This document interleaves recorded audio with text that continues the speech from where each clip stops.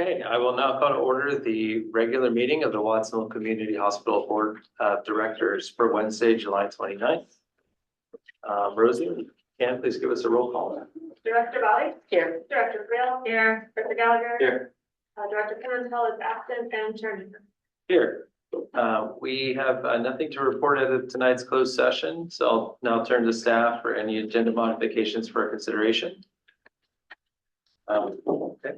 Seeing none, I will I'll move us on to the public comment on matters not on tonight's regular agenda. Are there anyone wishing to speak on items not on tonight's regular agenda? I'll start with our online attendees.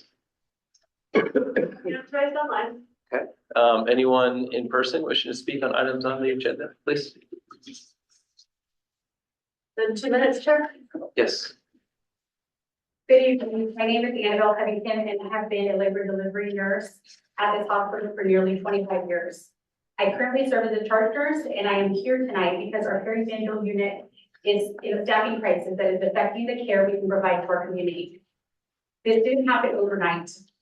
We had leaves of absences and staff departures, and despite knowing that was coming, adequate staffing solutions were not put in place. Today, one sick call can push us beyond safe staffing. Our nurses are exhausted, morale is low, and every shift begins wondering if we have enough staff to safely care for every patient who walks through the doors. Unlike many used hospital units, we cannot close our doors or ask patients to wait. We are the front door for every pregnant patient. Every woman who arrives in labor must be cared for, regardless of how many staff are available. To manage the staffing shortage, the hospital closed our intensive care nursery. As a result, babies who could safely receive care here are being transferred to other facilities, often outside our county. Labor and delivery patients we are fully capable of caring for, also being transferred simply because we don't have the staff. Families are separated from their support systems, and our community is losing access to services at this hospital that this hospital has proudly provided for years. In nearly 25 years, I have never seen our unit in this condition. Our nurses are resilient, and we will continue to do everything we can for our patients, but we cannot solve the staffing crisis on our own. My question to the board is this: what is your plan? And when will our intensive care nursery reopen so we can once again provide the level of care our patients in this community deserve? Thank you. Thank you.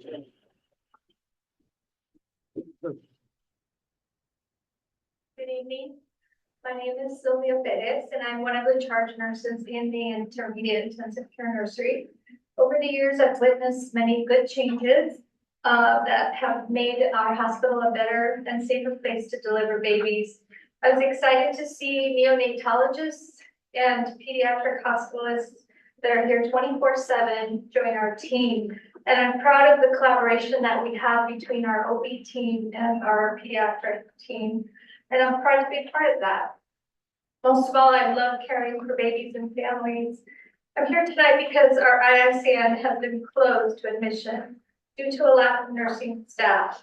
We have always transferred babies that need a higher level of medical care, but in my 26 years here, we have never been unable to care for babies within our scope and our capability. The staffing crisis was not sudden or unexpected. Charge nurses have repeatedly raised concerns, requested vacant positions be posted, and asked that experienced travelers have their contracts renewed before they expire. It's not easy to find experienced nurses, and hiring quickly when positions become vacant is not easy either. Today, we still have no clear timeline for reopening the IICN. Meanwhile, our ability to care for higher risk labor patients has been reduced. Babies are being transferred elsewhere and families are being sent away for care that they could be receiving right here in their community. I ask the board to make restoring these services an urgent priority.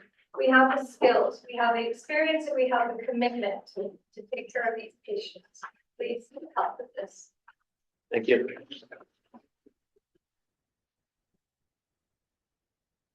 Hey there, I'm Louise, and I work at the critical care department here at Watsonville. I've been here for 20 years. This year, as you know, our hospital tried to close our critical care unit, and that didn't work well. We're still dealing with the reverberations of that. It was done to presumably save money, but it gutted staffing, eroded confidence in our hospital, and we're still reeling from the damage that did. Pivoting to do the same thing to the IICN is more of the same, but with babies and new moms who are not in a position to speak up for themselves when they're delivering or newly born. And that's why we, the nurses, are here to speak up, speak out about this. The last time you closed one of our units, bad things happened to real patients here. We can't spare any of our services or give up on any of our full-grown patients or teeny tiny patients. Everyone that comes through our doors here deserves the care that our mission describes. We need to do better. You need to reopen the IICN. It's ridiculous in every sense of the word that new mothers and babies are being affected this way. It shouldn't take us coming in on our days off, our time out of the hospital to bring this up over and over again. Please do the right thing.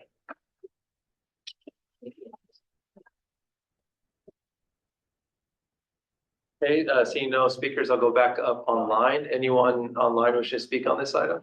I do see a hand raised online. Okay. Tendo Grande. You can speak.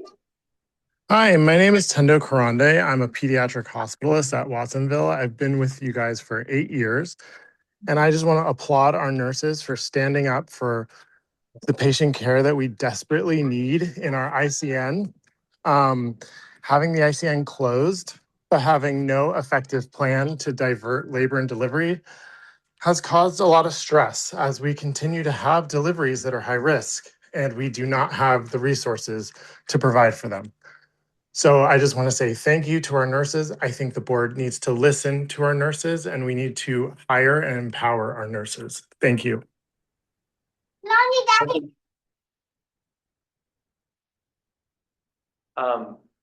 Anyone else online? I'll come back to the people in person. Anyone else online wish to speak on this item? No hands online. Okay, anyone in person, please? First of all, I want to commend the nurses. I've been lucky enough to work with them for 14 years. It feels like a lot longer, but in a good way. They've gone through a lot. In 5 years, we had 5 different owners. After being bought out by a for-profit employer from Tennessee many years ago, you know, the nurses have went through a lot. COVID, I think, being the worst attacks on our patient safety, your safety, and still you stay and you hung in there. I've never seen anything like this. This is pretty atrocious. We certainly want to thank the board. Each and every one of you came and met with the nurses at their request. I just sat in, but I appreciated that you did that. I also want to thank our new CEO. We emailed him on a Saturday.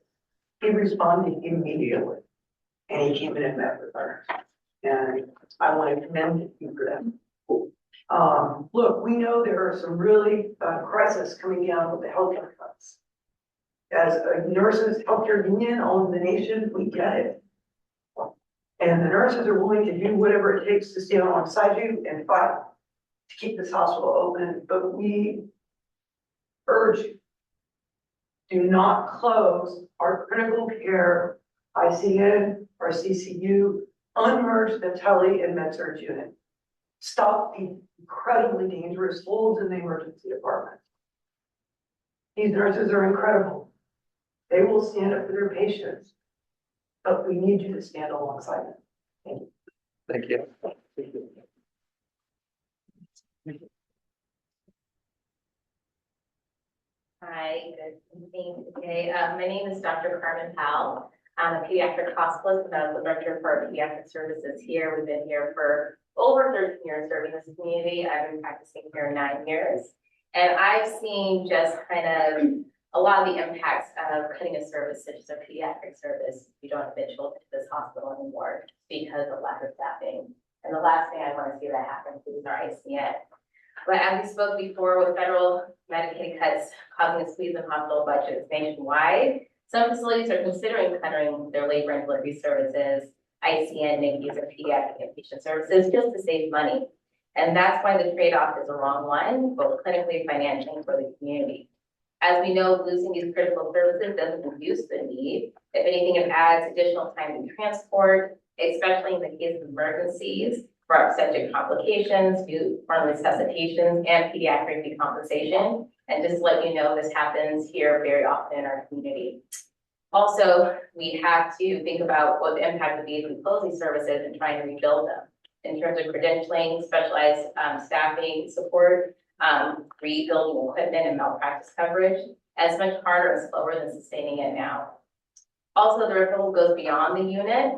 It will make it really difficult for our learners. We do have a family medicine residency program that rotates both obstetrics and pediatrics, and we're not even able to provide the adequate learning environment because we don't have those people.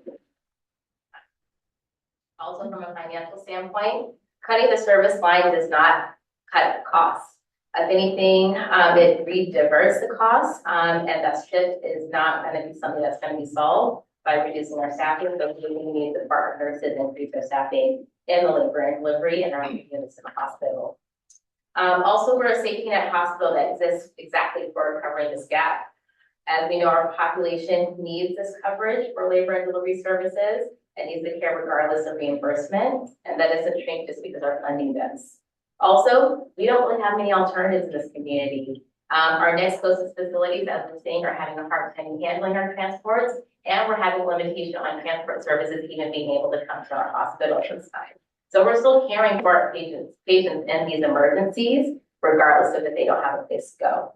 Also, we're losing trust by not being open to our community and talking about these issues. I think it's important that we continue to rebuild trust and know that we have care here that we can deliver and we have the capabilities to do so. So I just urge the board to do the right thing and think of our most patients as you think of all the patients. Thank you, thank you.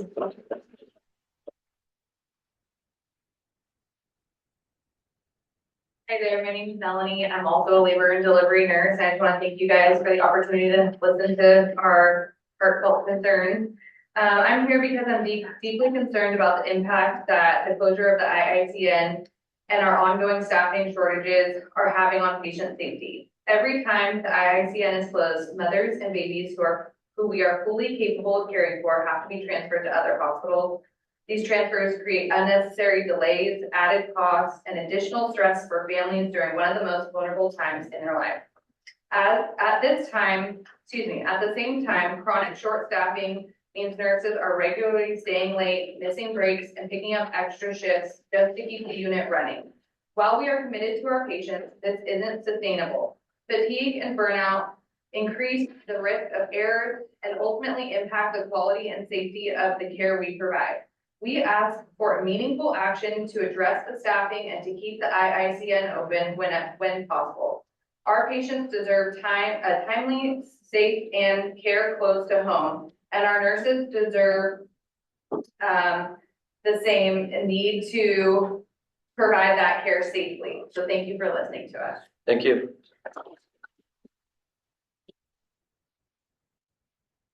I'll go back online one more time. Is there anyone wishing to speak on items not on tonight's agenda? No hands on line.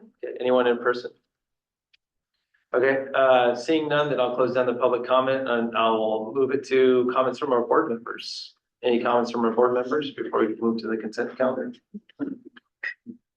Okay, so now we'll move on to the consent agenda. We have two items tonight. We have a minutes approval for our June 22nd and June 24th meeting, and a policy summary approval for July 2026. And I do want to make a note that on item number 2, we are removing policy number, excuse me, there, we have it written down. MS-2842. MS-2842 is the medical staff peer review for further edits and input. Before I go out for public comment, any questions from the board for staff on either of these two items?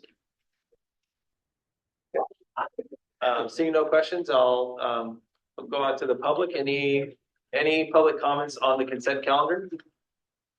Don't have the line. Okay, anyone in person? Okay, then I'll close down the public comment. I'll bring it back to the board for any closing comments and appropriate motion on the consent calendar. I move to approve. Okay, so I get a second. Thank you. Thank you, Directors Creel and Gallagher, I'll take roll on this item. Director Bobby, Yes. Director Creel, Director Gallagher, Yeah. Director Patel is absent, and Chair Daniels. Yes, thank you. Move on to our discussion items for tonight. We have item number 3 is the Medical Executive Committee's report approval for July 2026. This is a report that we received in closed session. Before I go out to public comment for this item, excuse me, do we have any questions from the board or staff on item number 3? Okay, seeing no questions, I will take us to public comment for item number 3. Anyone online wishing to speak on item number 3? No hands on line. Okay, anyone in person? Okay, seeing none, I'll close down the public comment. I'll bring it back to the board for an appropriate motion on item number 3. Move approved. Thank you. Can I get a second? Second. Thank Yep. you, Directors Gallagher and Bobby, all take roll on this item. Director Bobby, Yes. Director Creel, Yes. Director Gallagher. Yes. Director Patel absent, and Chair Daniels. Yes. Okay, we'll move on to item number 4. This is our leadership report from our interim chief executive officer, Tim Moran. Tim, whenever you're ready. I've been ready since I started. I think before you started, but yeah. I did move best. Well, I want to start by thanking the board for working with me. And it's been a pleasure to come back here in Watsonville and see where the hospital currently is. And I want to share with you verbally what I've been doing. I've met with as many of the physicians and employees as I can. I met with each board member one-on-one to hear what you have to say about things. I am a big believer in rounding. I've been doing rounding. I went in the OR. I think I scared a couple of the techs. But I've been getting a good firsthand picture of how things are here. I've reviewed the financials in detail with Julie. And let's see, I'm getting plenty of introductions to key stakeholders. And they've been all very supportive and very complimentary of what Watsonville is going to do for the community, no question about it. Let's see, I am getting a sense in this short time here of some opportunities to help stabilize where we currently are, and I know you're aware of the hospital's current state. So I just want to identify 3 or 4 things that I've seen that I'm starting to work on. First and foremost is surgery. We really need to work on surgery growth. Areas of particular interest, I think, for us will be in orthopedics and some in general surgery. And I met with the chief of surgery for Kaiser, Dr. I'm going to destroy his name, Higashi Gawi, Dr. H. Yeah. And he's an orthopedic surgeon, very nice gentleman. We spent a fair amount of time today in the OR going over some of their thoughts, and he tells me that Kaiser doesn't tend to bring more surgical cases to us. He was very complimentary of our OR director and her energy and focus on these growth initiatives. Depending on how well we do with some of the existing medical staff, we may still have to do some recruitment to meet our needs. There's a couple areas that I think are probably going to require recruitment.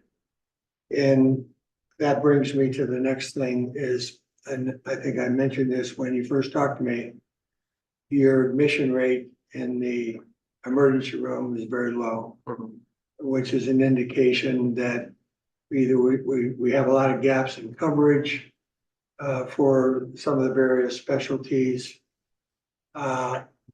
or perhaps there's a reticence to do certain work here because maybe we don't have interventional radiology, so we have to transfer out. Some of these are potentially very correctable. Certainly with time. I am getting a daily communication from Dr. Claypool, which tells me what we send out and why we send it out. And he's sharing with me confidentially some areas where he thinks we could make some improvements on the short term with our coverage. So I'll be working on that going forward. I believe that Julie and I are going to be spending more time together on AR challenges. We have our AP challenges, but we also have our AR challenges. So, and you know, I'm most concerned about where we are with accounts that have aged more than 60 days, and if they're big, that's our money. That's our money. And we need that money. So I will be spending a fair amount of time with Julie on that as we go forward. I will be looking at our labor management. I think we do a pretty good job. I think Julie's mentioned that to you in the past. We do a pretty good job, but I want to do a little bit of comparative analysis to see how we compare with some of the other hospitals that are of a similar size and makeup to ours to retest the assumptions on what we have for labor. And I've also been brought into the ad hoc committee's work on affiliations, and that's been interesting. And I'm learning from that, and we have, I think, some potential with a few things that we're working on through that committee. That's all I have for right now, unless you have some questions for me about anything I've said. Any questions for Tim about his first 22 days? Is that right? No, Not even. no, 13 days. Oh, I'm bad at But math. Trina was not feeling well, Mhm. so I asked her to go home. And I don't have a report other than to say from her that they tried to do a lot of hard work on our labor and delivery issue that you heard a lot of comment on. And we have hired 5 labor and delivery nurses that are all being oriented to the hospital.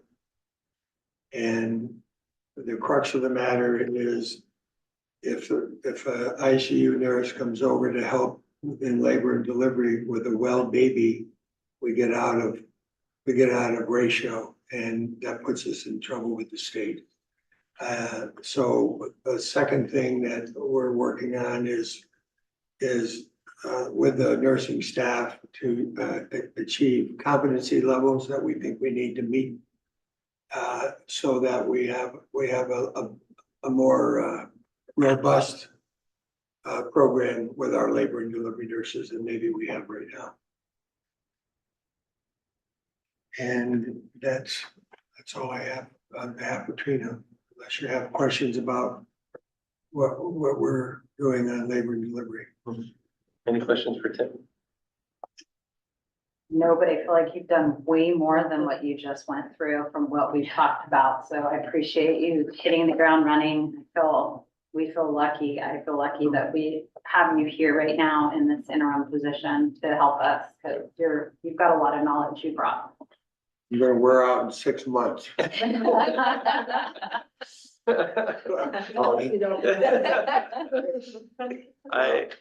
you. Yeah, I'll just echo that. I don't have to go out for public comment, but I will in the case of someone would like to speak. But Tim, I just was impressed throughout the interview process and have been impressed in your first, what was it, 14 days? I think I'm counting the week before where you came in and did everything before that, but just really impressed so far, Tim. I know you're going to continue to do a great job, and it's a saying that I use way too much at work. My coworkers make fun of me, but you're made of the right stuff. And just been a pleasure to work with you so far. Just thanks for all your hard work. Thank you. We appreciate that very much. Okay, I would add my things. please, yeah. And agree with everything. Thank you, Joe. I will open up to public comment. Any public comment on Tim's verbal report? No See- hands on. No hands raised. Anyone in person who should speak on this item? Okay, seeing none, I'll close in the public comment and thank you, Tim, again for your report. And I'll move on to item number 5, it's the Chief Financial Officer, Finance Performance Update. Julie. Whenever you're ready, Julie. Thank you. And I'll just say before I get into my report, it has been a pleasure working with Tim and in the days he's been here. I'm not gonna try to count them. Because it probably feels like 100. I will say I go home at night both exhilarated and exhausted. He's got a lot of energy. We've got had a lot of good conversations about things that we want to work on and achieve. And so we got our work cut out for us. Yes, we do. Sure do. All right. So let's give you a kind of an update on June. As you can see, June looks like a wonderful month, and we wish it always was. And the big reason that it was a wonderful month is we got $10.6 million of AB 108, which was the emergency grant money, to kind of bridge the gap between where we were and when we kind of expect some Block 9 dollars to start flowing.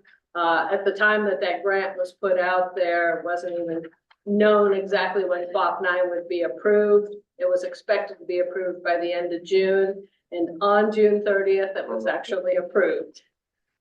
So that's good news. We have recently, I think as last week, received the schedule that CHA kind of puts out to predict when we'll see what funds, how much we'll pay in to get the funds, when we'll get them back. The net benefit to us of Block 9 is about 17.8 or 6 million over the course of the next roughly 12 months. The big payouts, much like the prior clock payments, come in October, November timeframe and April, May timeframe. Similar to the prior clock programs, we tend to take advances against those funds because cash flow doesn't wait, AP doesn't wait, payroll doesn't wait till October, so we have to advance funds earlier. And we have already done that on Block 9, even ahead of its formal approval, and ahead of receiving the 10.6 million. We, on the of the 10.6 million, we had spent 3.7 of it by the end of June. We did some immediate large payments to some of the AP vendors. We've got a large backlog we've been working down. We have done about a $2.5 million reduction in our backlog over the last month or so. And because those funds are also used to support expenses in the hospital and to bridge the monthly gaps that we've had in terms of expenses exceeding revenues, I do anticipate that we will have spent the full 10.6 million by the end of August. With that, going back to this, so because we received 10.6 million, we actually recognize that as fully in the June financials. That's why we have $23.7 million worth of net operating revenue for the month. I'm going to talk a little bit in finer detail about that when I get to the year-to-date slide, because that's where I think it tends to make a little bit more sense. The other kind of things that fall into there that we book are not some non-cash transactions when we have a loan forgiveness. So the fact that we have a distressed hospital loan that has been forgiven for 12 months starting in May, that means each month we book $153.7 thousand of loan forgiveness, and it shows up as other revenue, but that's basically cash going out the door, avoidance versus cash coming in. And then we also we have our very generous grant that the Alliance provided to us. And since we were able to implement the ED and telemetry monitors and that was part of funded through the grant, we also recognize that we have spent that cash. And so that it is cash that was spent and recognized in June. Let's go to the next slide. So here's what things look like on a year-to-date basis. You know, we're currently sitting at the $10.6 million net income. There's actually about $11.2 million worth of unbudgeted revenue.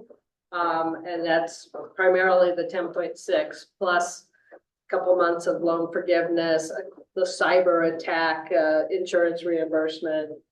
If you take those things out and you adjust also for the fact that QAF 9 isn't fully baked in yet because we couldn't do it until it was approved. You back all that out, we would be at about a $2.8 million loss, which as you can see is really where we were budgeted. We budgeted the year for a $7 million loss. When you back out these one-time events, we're pretty much meeting budget.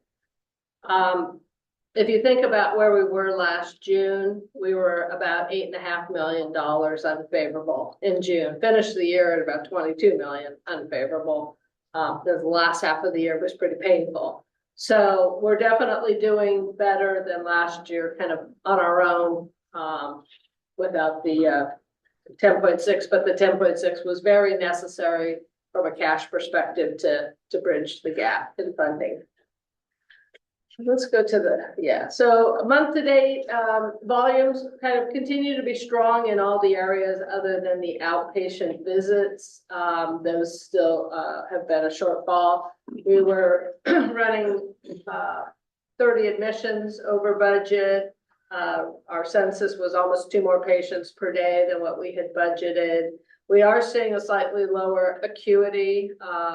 I think that speaks somewhat to why we're not seeing some of the admissions coming over from the ED. And I think, as was said earlier, the other part of that would be the fact that sometimes we have holes in coverage or maybe a lack of knowledge or faith in what services we can provide. So that's definitely an area of opportunity. Fairly strong on the outpatient surgeries. Visits picked up a bit, still below budget, but picked up a bit from last month. And ER visits were pretty busy at 98 per day. Let's go to the next. So on a year-to-date volume, same case. It's pretty amazing to me that we're 399 admissions over what we budgeted. But if you remember during last year's budget, because we were just seeing kind of a downward trend, we really reduced our volume. So I was trying not to overestimate revenues or related expenses. And so from a revenue standpoint, we are really about where we expected to be. And the admissions are higher at a slightly lower acuity and so a slightly lower length of stay. Good news is that, 162 more outpatient surgeries, about 3,600 ER visits. That's good that we're here for the community. But as we see when we look at the payer mix slides, the reimbursement that comes out of our emergency room is a challenge at best.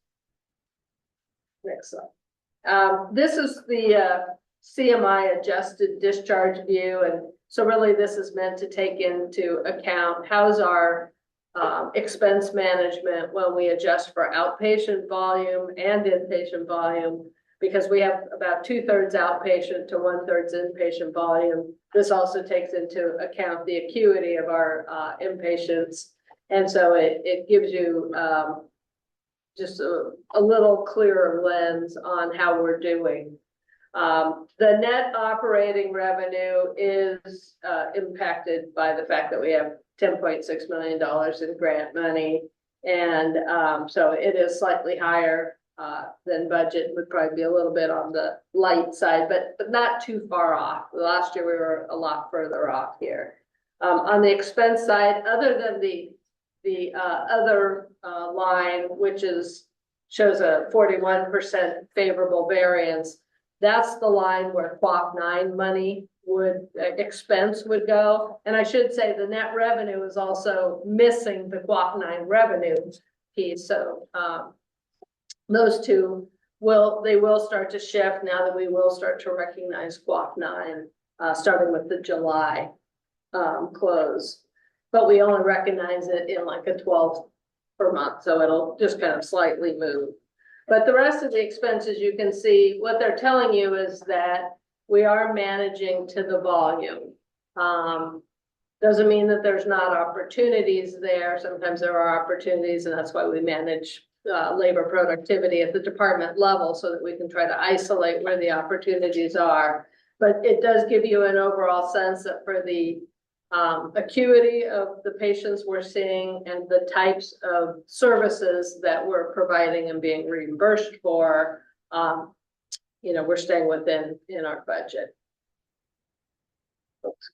Okay, on the inpatient volumes, this is admissions and, pretty much kind of the normal up and down. It's a little down from June, but there's also, one less day in June, and it did exceed budget, like the stay of 3.3 with slightly lower acuity. That makes sense. Next slide. Deliveries, slight increase over the last 3 months. Still kind of right within our range of 65 to 70 a month. At 9 NICU admissions this month. So that's, typically our average is in the 9 to 10.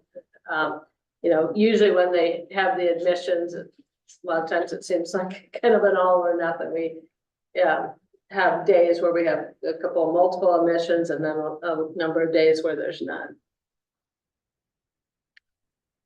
On the ER visits, 98 per day. And this month we did fall below.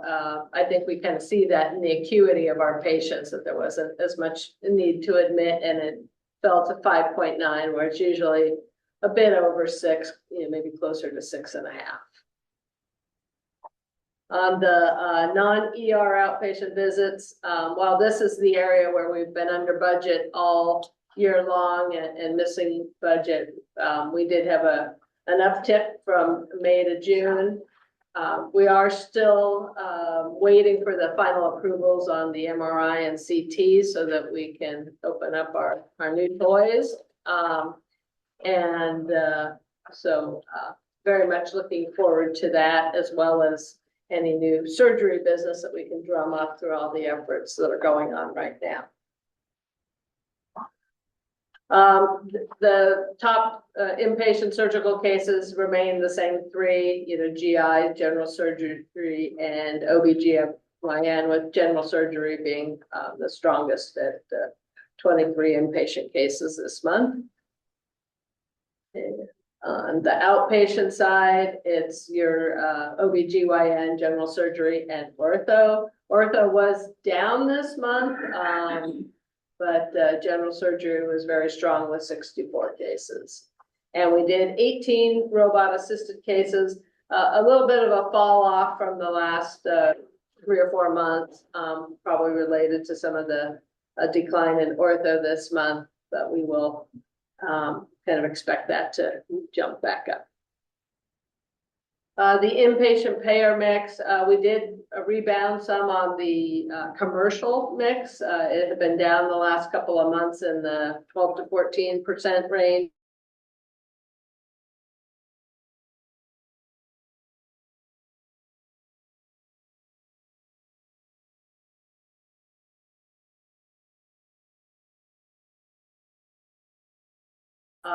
Fairly stable as it is every month, up a bit in commercial. But if you really look at how commercial's done, we've been pretty steady in 26. But as you kind of go back further to where we were in 25, there has been a decline in the mix overall. On the ED side, again, fairly stable, highest being our managed Medi-Cal, and that, you know, we're in between managed Medi-Cal and Medi-Cal, you know, we're in the 55-56% range pretty consistently. That's challenging because that's not high reimbursement for a lot of cases in our emergency room. With that, I'll open it up for any questions. Do you have any questions for Julie on her report? I have a couple of questions. Julie, I think the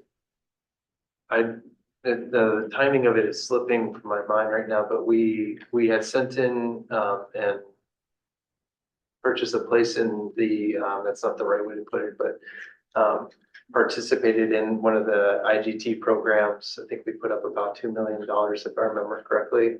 Or have we heard back of when we're gonna get that money back, like an estimated date? We have not made the payment yet. We have that money in reserve because we are committed to that program. The program has not been approved at the CMS level yet. We ask about it every week and it's in the hopper, but there's not a ETA for exactly when it will be approved. It was supposed to originally be approved in April. That's what I thought. 2 million in to get 4 million out. We are now, I just gotta keep in my forecast moving that forward, since we won't have it by the end of July. Usually once they approve it, they ask for that payment to be made within about a 30-day window. So probably at best, we would see it, you know, towards the end of August. And then it's kind of designed to be paid out 60 days later. So at this point, I'm thinking, you know, optimistically, it'll be October and maybe not till November. It is just kind of waiting for approval, but no given timeline. The timing is actually not bad considering everything else, I guess, but thank you for that.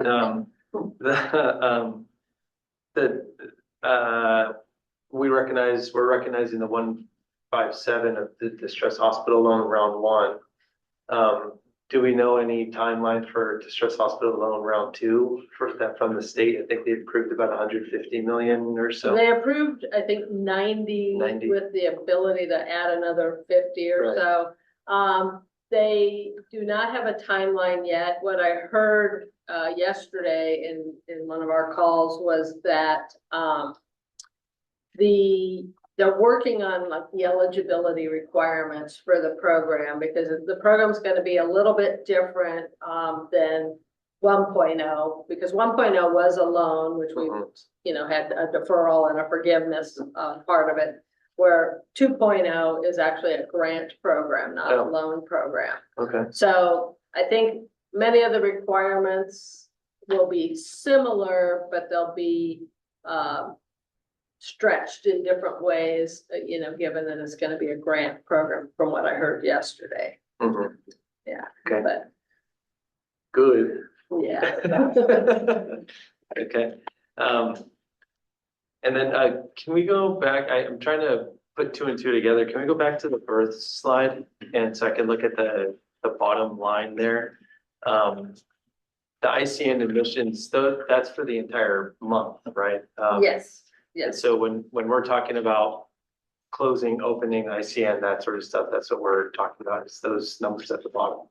Yeah, Correct, yeah. These are the admissions to the NICU, and so yes. Okay. I'd say we average 9 to 10. 9 to 10. On a rolling 12, again, I'm not very good at math. I mean, what is it on average per month?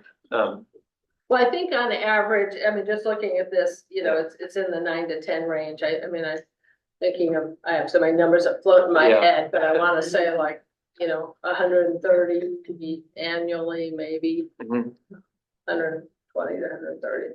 And then the typical length of stay, for patients in the ICU. I don't have it, but I don't think it's that long. We're talking like. Yeah, it's less than a week. Yeah. Yeah. The really sick kids go. Yeah, Kids that are gonna be months and months, they go to the whole 4. Interest, oh, okay, understood. Yeah, they're transferred out if they're need a longer length of stay. Understood. Okay. Is there something else? I thought it was just comment, just interesting, 27,000 right on under for the year. I think we budgeted to be at about $1 million at this time this year. Is that right? Is that what I saw on the? Rosie, will you go back to the year to date? Yeah, you're. Yeah, one Couple more. one more. Yeah, so the 2.8 million, that's our budgeted loss. Mhm. And when I back out the kind of one-time entries, it actually comes out to like minus 2,837 or something like that. So we're about 35,000 off of our budget. Because there's kind of multiple one-time entries and sometimes they're a little bit on the expense side. But we're basically, I would say, at budget for the month, for the year to date. For the year. So the approximately 27K net loss without budget revenues, that's about per, okay. Understood. It's good perspective. Isolating out all that. Yeah. Thank you. Any other questions for Julie? Okay. Thank you, Julie. Appreciate it. Okay, well, we'll go on to item number 6. This is the Watson Community Hospital Radiology Modernization Update. The action in front of us is to pass a motion approving a revised not to exceed project amount of $12,670,047.56. Very precise for the radiology modernization project, including the acquisition of a full suite of Philips imaging technology, including a Spectra CT scanner, MRI, mission fluoroscopy units, CT, C-arms, and portable X-ray machines to address equipment downtime, modernize aging assets, and strategically expand diagnostic services at Watsonville Community Hospital, originally approved on June 25th, 2025. Tim? Yeah, I'm gonna ask Nellie to jump in on this. She has the specifics. I know. Hi, Nellie Crowley, the radiology director. I was precise, Tony, because I'm willing to put those 56 cents in myself. Okay, so this item request, the board to approve the not to exceed dollar amount of the original 12 million to the 6 that you just mentioned. Finance helped me do the reconciling of all of the project additions that required additional support or monetary support, which totaled $421,560.76.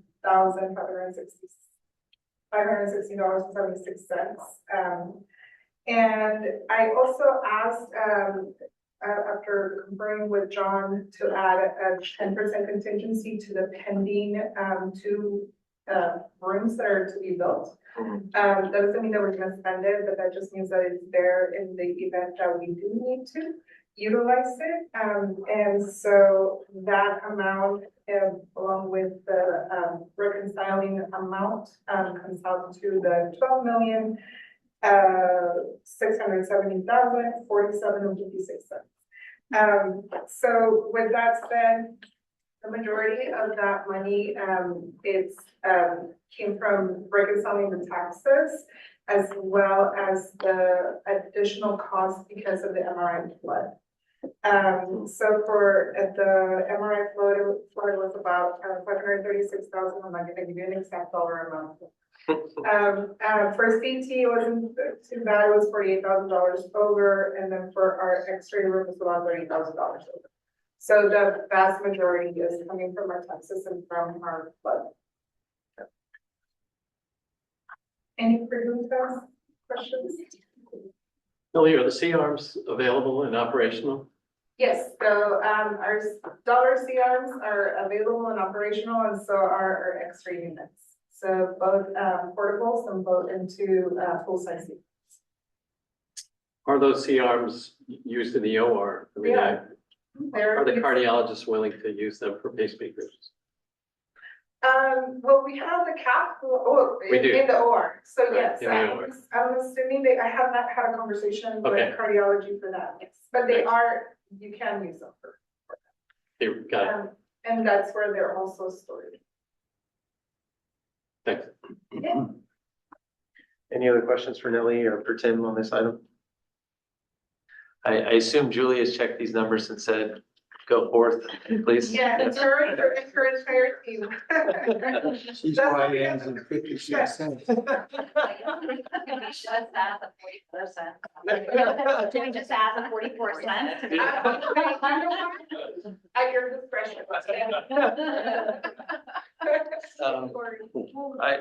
I appreciate adding on the contingency to that, just because I wouldn't want, and I trust, our administrative team to move through if we have to, just as quickly as we can get the approval for this and just get these machines working. I mean, I've asked whether a shoulder tap at the state legislature would help, and they said, don't do that. We got in trouble last time. And so just anything we can do to get these things open and working for Thank us. you. Yeah. And so to clarify, this is not holding up that particular, Mhm. the use of the equipment, like you said, Mhm. something different.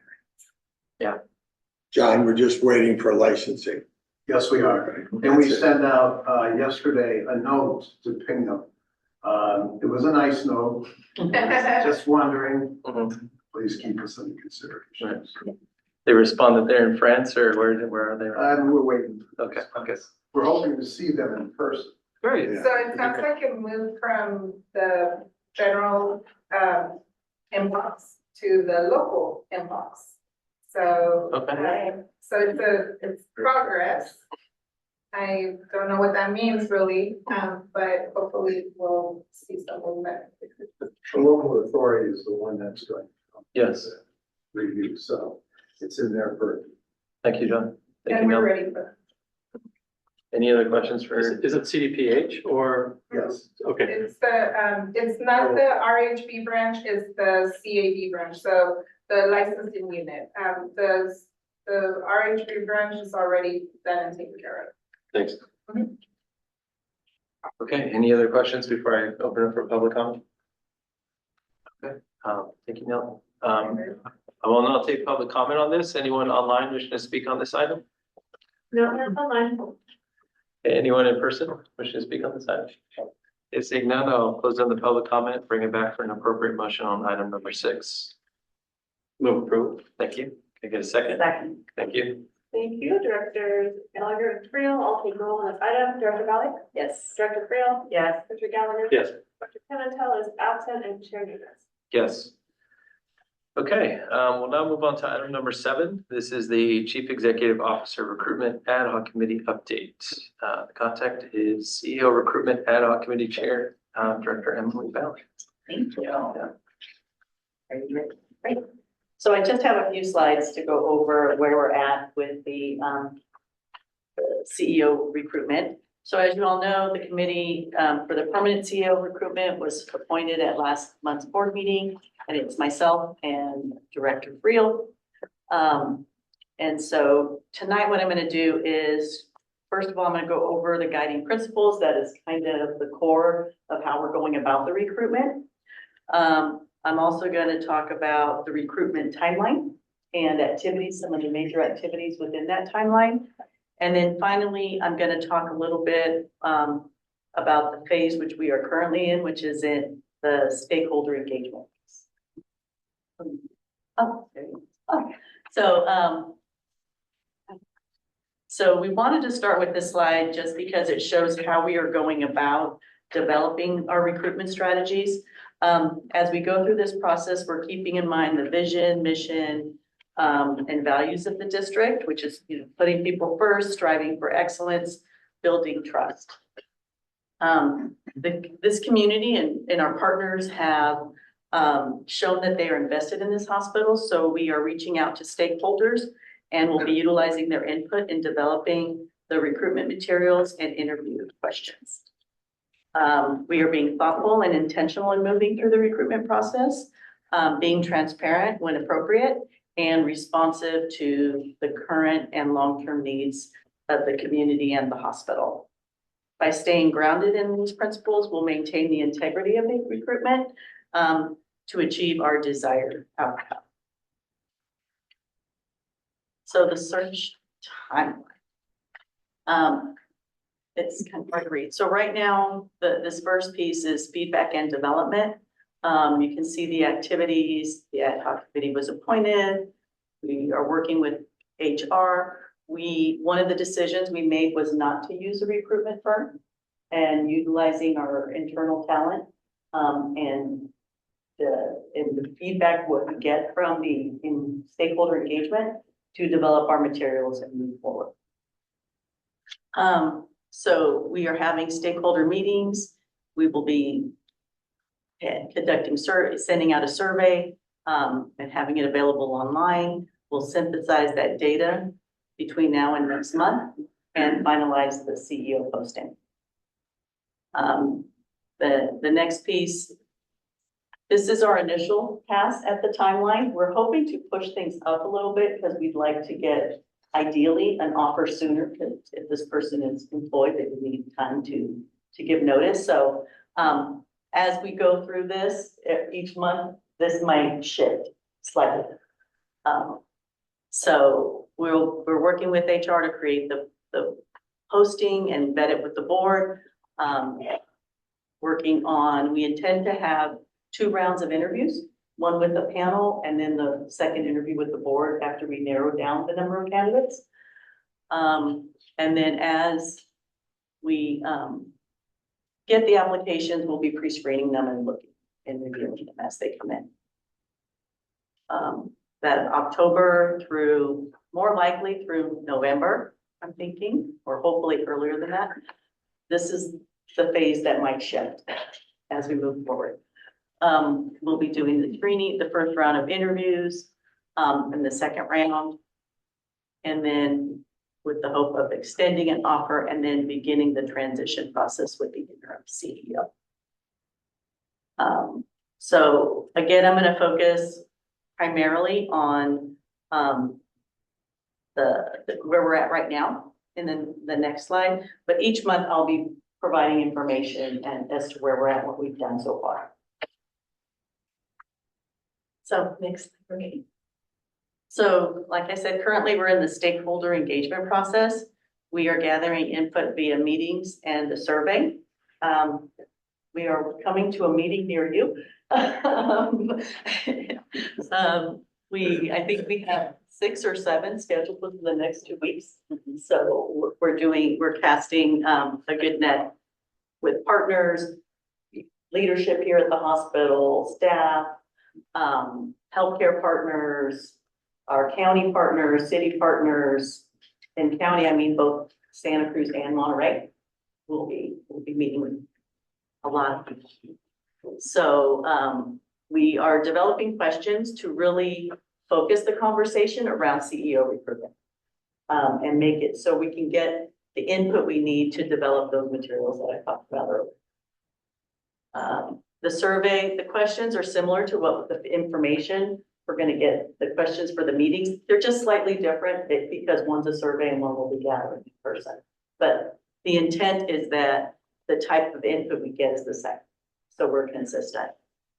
And then, as I mentioned, the feedback is going to be used in developing the recruitment materials and the interview questions. Next month, we intend to have the feedback synthesized, and we can share that at the next board meeting. So you can see the input that was received and how we used it to develop our materials. And that's it. We are moving fast and furiously to get all these products and things developed. Very cool. Alex, anything you want to add? Yeah. Just if there's anybody who feels they haven't received a survey or haven't been a part of a meeting, to reach out to Director Bali or myself, and we will ensure that we include you. We want to make sure we're including as many stakeholders, especially our employees in the hospital as possible. And we are trying to cast a wide net, but sometimes we miss someone or you can't attend a meeting. That's part of our meetings and surveys. You can't attend a meeting, you can fill out a survey and it gives us all that information as well. So we appreciate all the feedback that we can get. Any questions for the ad hoc committee? I'll just, I do have some comments. I just want to say, just thank you for all your work so far. I know that, setting up the structure is difficult and finding how big of a net to cast, who to be a part of the conversations, and for what reasons, I think is difficult. And, I made the recommendation to appoint both of you because I know that tender loving care that you're going to go through this process with. And so just thanks for your work so far on this. And I know that we're going to get great candidates to review as a full board. So thank you for your work on it. Okay. With that, I'll adjourn if there's nothing else, then I'll adjourn the meeting for the hospital.